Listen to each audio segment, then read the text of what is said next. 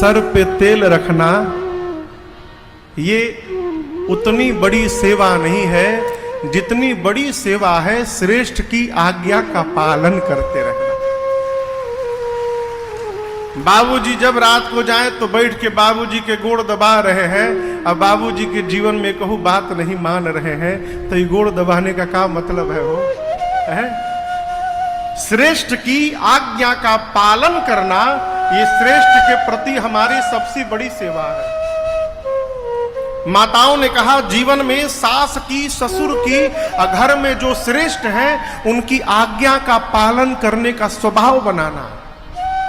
आगे की बात सुनिए, कहती हैं सास ससुर और श्रेष्ठ की आज्ञा का पालन करना, लेकिन पति के साथ ऐसा व्यवहार करना कि उनको आज्ञा देने का अवसर ही न मिले, पति के आंख को देखकर और बिना कहे उनके कहने के पहले ही व्यवहार कर जाना।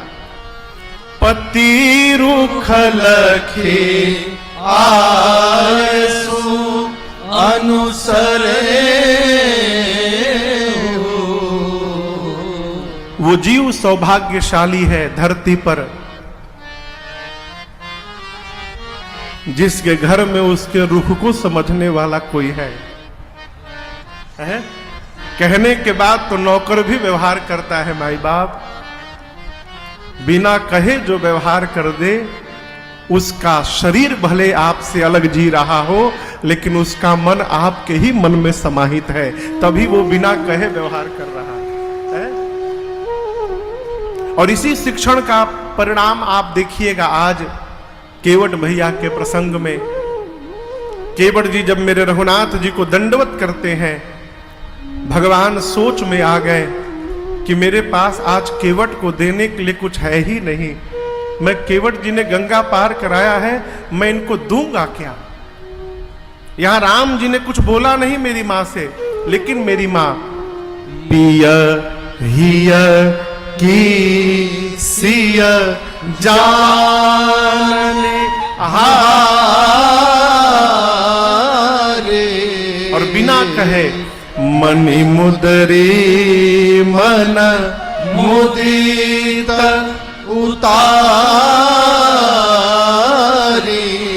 सीता मैया ने बिना रघुनाथ जी के कहे अपने हाथ से सोने की मुद्रिका निकाल लिया और मां ने कहा प्रभु आप संकोच में है ना कि केवट जी को क्या दिया जाए, मेरे रहते आप संकोच न करिए नाथ, केवट जी को ये अंगूठी प्रदान कर दीजिए। ये क्या है? ये मन की ऐक्यता का परिणाम है। इस बात को देखने का स्वभाव बनाइए। घर परिवार में कौन है जो आपके मन के बारे में सोच रहा है? सबको अपने मन की पड़ी है माई बाप, हमारे मन जैसा नहीं हो रहा है। अरे आप भी किसी के मन जैसा कर रहे हैं क्या? यदि कोई आपके मन के अनुसार जी रहा है, आप सौभाग्यशाली हैं। पति और पत्नी, जिस घर में पति और पत्नी दोनों समझदार हो जाते हैं वो घर समाप्त हो जाता है। आप कहोगे ये कैसे महाराज? पति पत्नी दोनों समझदार है, दोनों कहेंगे हम सही बोल रहे हैं, और जब दोनों सही हो जाते हैं तो परिवार समाप्त हो जाता है। समझदार कौन है? जो ये कह लेता है कि चल तू समझदार है, मैं नासमझ हूं। जो अपने को नासमझ मानकर और सामने वाले को समझदार मानकर व्यवहार करने लगता है, वो वास्तव में समझदार है। यदि जीवन भर साथ बना के रखना है तो एक को नासमझ बनना ही पड़ेगा। दोनों समझदार हो गए तो बड़ा मुश्किल है माई बाप है। यहां माताओं ने शिक्षण दिया है, सखियों ने नारी धर्म का उपदेश किया है।